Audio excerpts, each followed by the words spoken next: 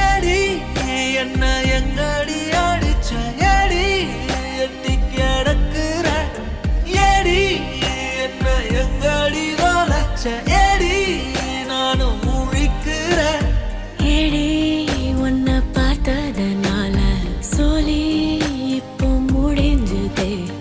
ஏடி தன்னை மறந்ததால ஜோடி சேர்ந்து தெரியுதே